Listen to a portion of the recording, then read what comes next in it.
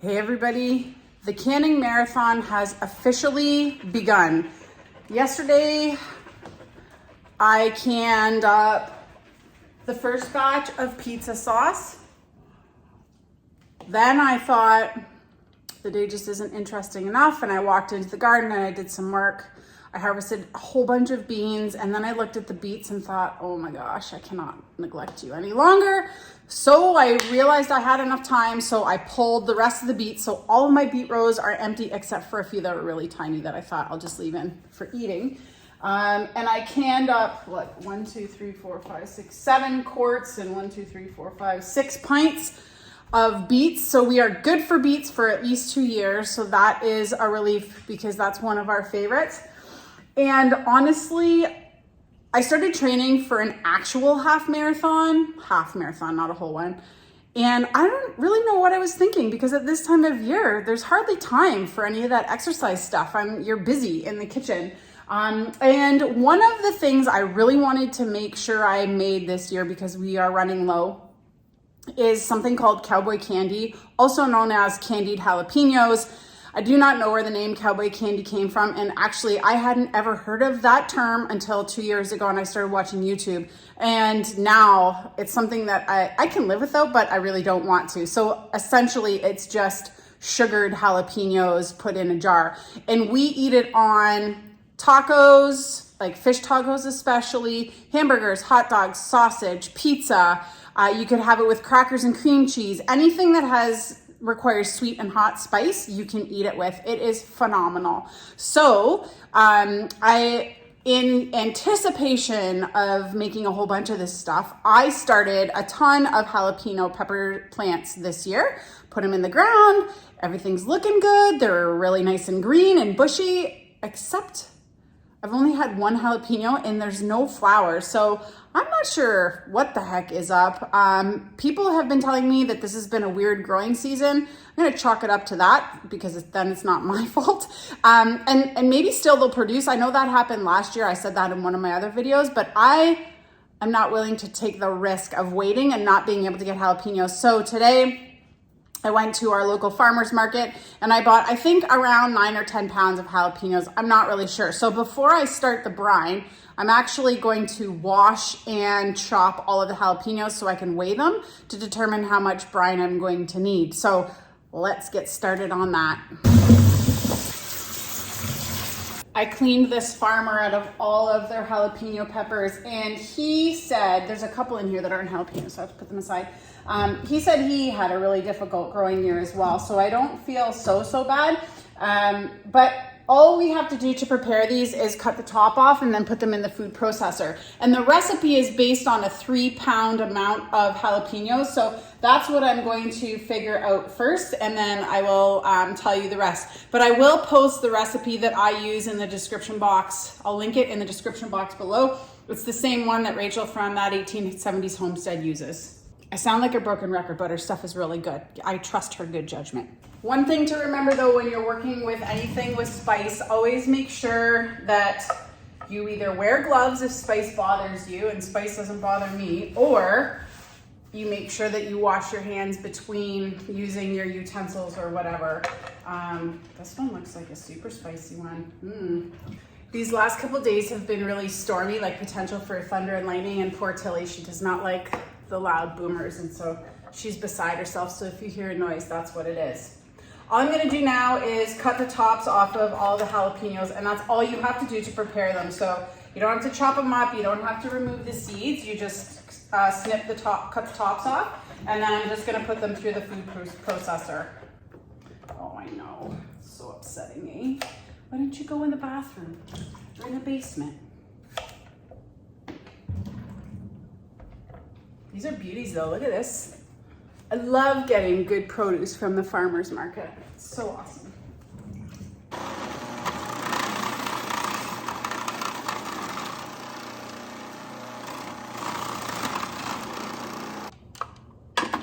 Oh goodness, that is some strong. The one thing I learned about this recipe is that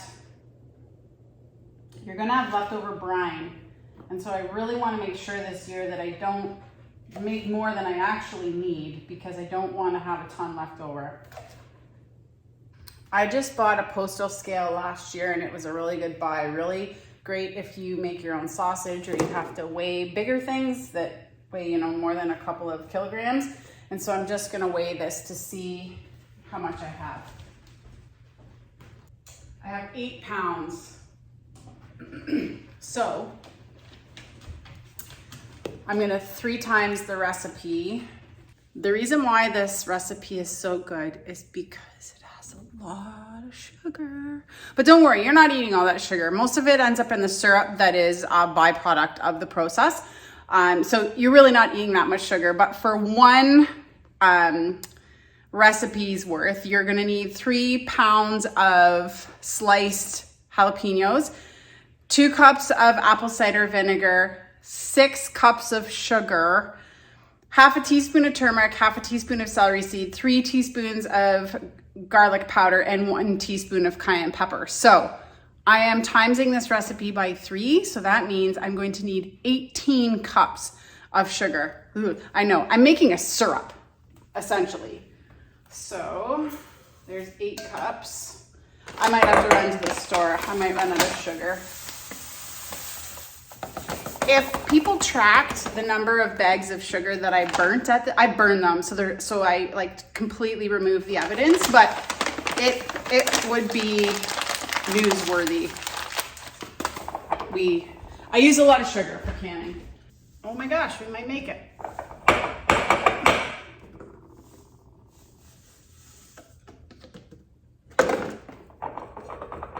Perfect.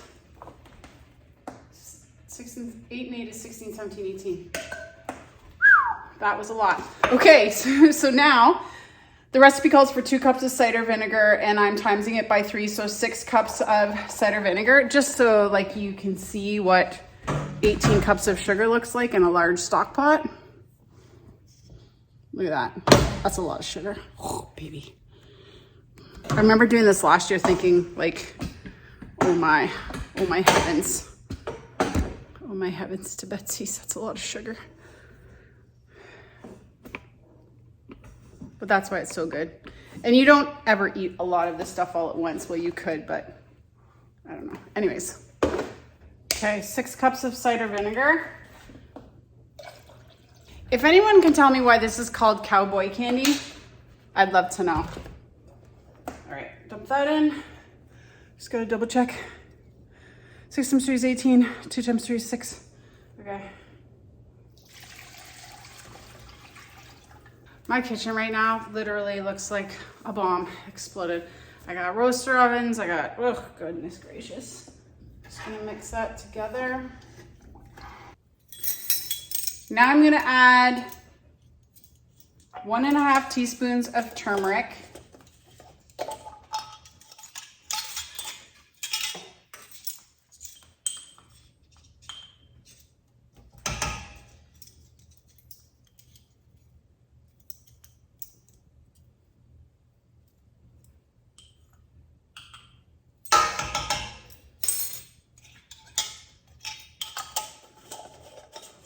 I'm going to add 1.5 teaspoons of celery seed. Should have done that first so it didn't make a mess.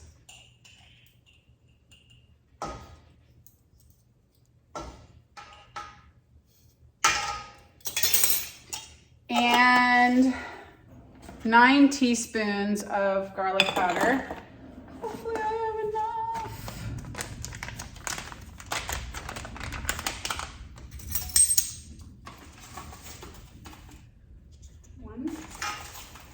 7. I thought I had more garlic powder. I don't. And 3 teaspoons of cayenne pepper. 1, 2. I gotta put garlic powder on the list. You know when you have that feeling like, I know I have some of that somewhere? It pays to have a good look in the pantry. I knew I had more of this. I knew I had bought it because I always run out and I buy these little packages and then I need large volumes. So 7, that makes me feel better. 8,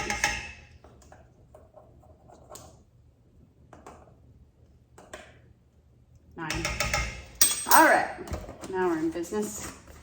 All right, I'm gonna give that a stir.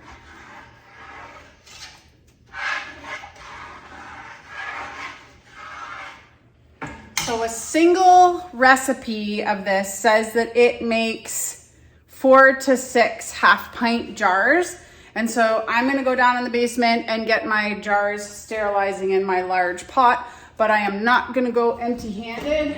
I'm gonna stop the video so you don't have to watch this, but I'm going to take the rings off, wipe the tops, label them, and go take them down to the basement when I go for a trip, because I need room to put the completed Cowboy candy. Now that I've made some room in the canning department,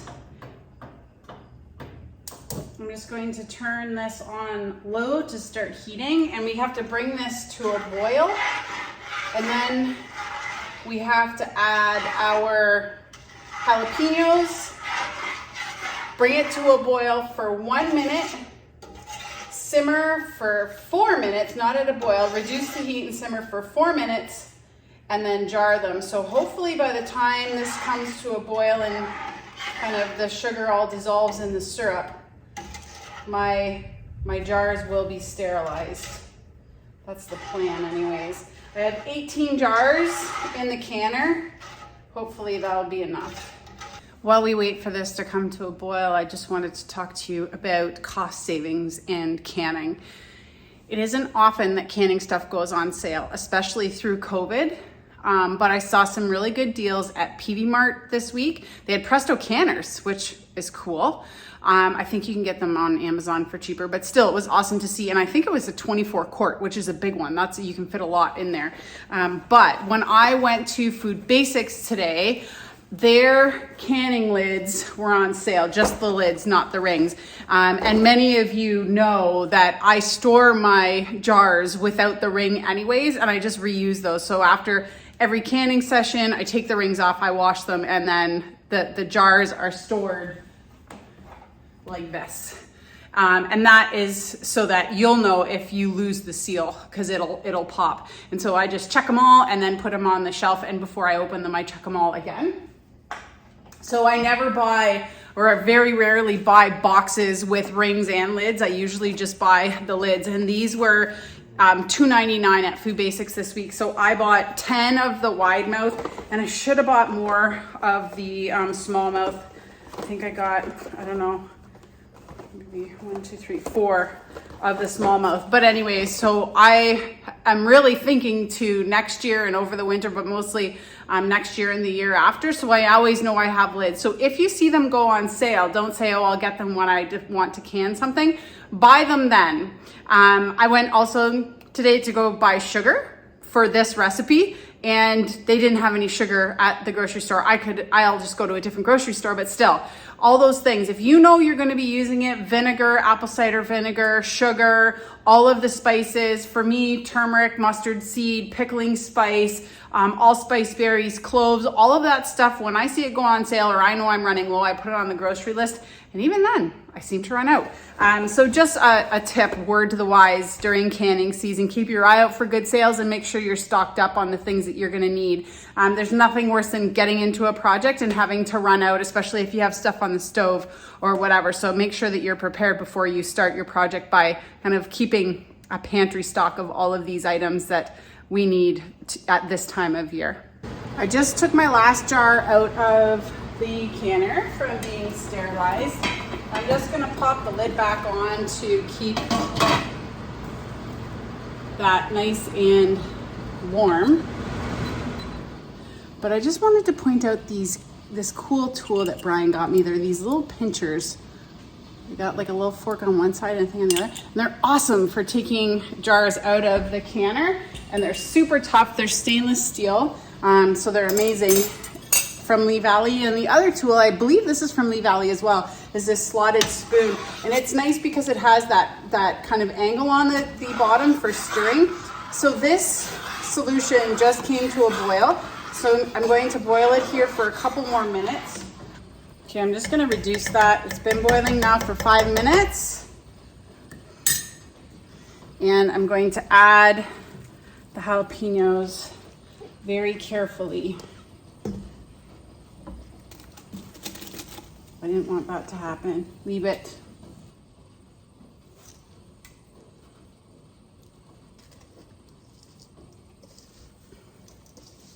Okay.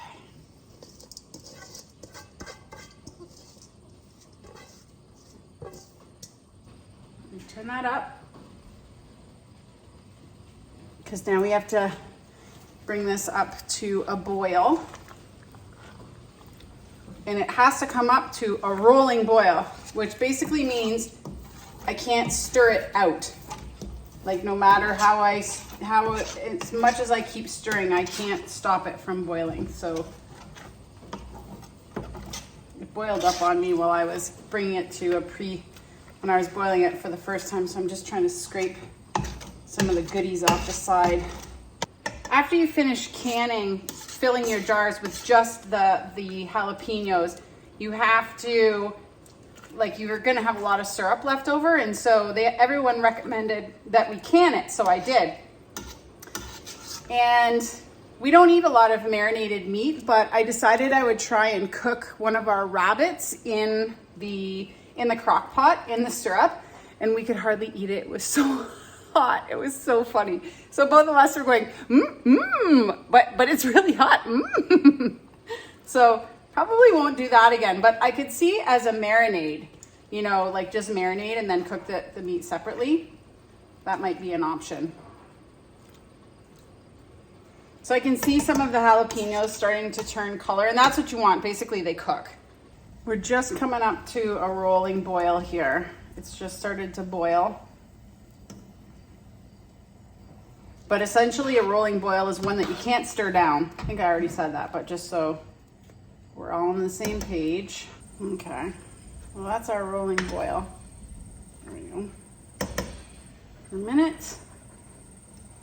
I'm just gonna turn the video off. You can see what it looks like, and then I'm gonna restart it. Okay, it has been simmering now for 4 minutes, so I'm just gonna turn off the heat, and then I'm going to just move the pot onto my pot holders, take it right off the heat. Okay, we're just going to spoon the jalapenos into the jars, not the syrup. It's okay if a little bit of syrup goes in, but we're going to focus on the jalapenos. And we're going to fill it to a 1/4 inch headspace, which is pretty tight. Today we're definitely wiping the rims with vinegar. This is like, it is syrup for sure. This is getting difficult with this spoon. I have an idea. I've never tried this before, but let me see. How about this little jobby? That might be good. Oh, that's the ticket.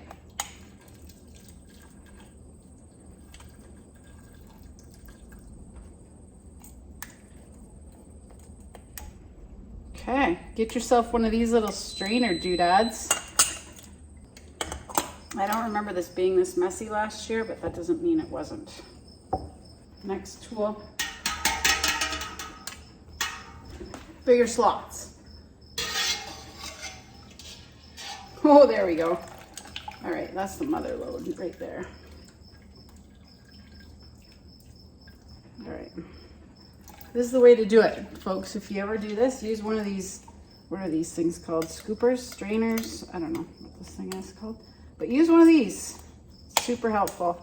Now, we have to fill each jar to a 1/4 inch headspace with the syrup. So I didn't pack any of these down super like hard or anything like that.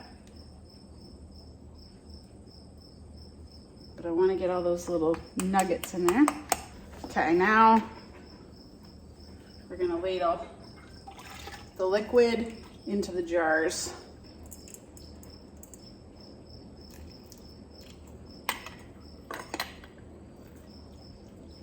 Of all of the canning that I've done, this is definitely the messiest one, hands down.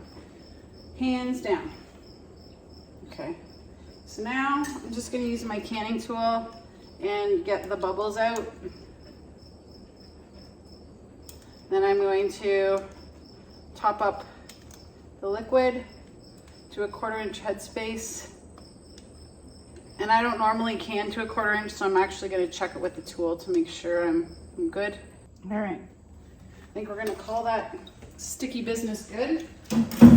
Oh, that is one sticky mess. So we got 2, 4, 6, 8, 10, 12, 14, 16. That's pretty good. 16 half pints. But these are gonna need a massive wipe down after they're canned. Right now I'm just wiping the rim. They're honestly so sticky, I have to like scrub them. This is honestly how I feel like I walk around for the month of August with canning rings clenched in my hands. Can't remember how many half pints fit in my canner.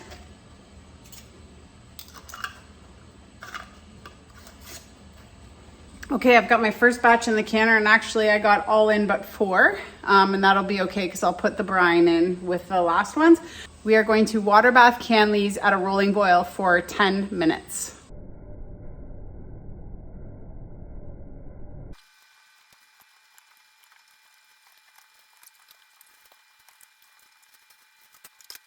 Okay, the last 4 jars are in the canner processing. I already removed all of the other ones and they are already sealing. I can hear them snapping and popping, which is exciting. It's nice to know we're gonna have a good amount of Cowboy candy or candied jalapenos to last us the next couple of years. If you're interested in trying to can candied jalapenos, I would highly recommend it. It's definitely been an awesome addition to our pantry for so many different types of food. Thanks for watching. Have a good night, and we'll see you next time.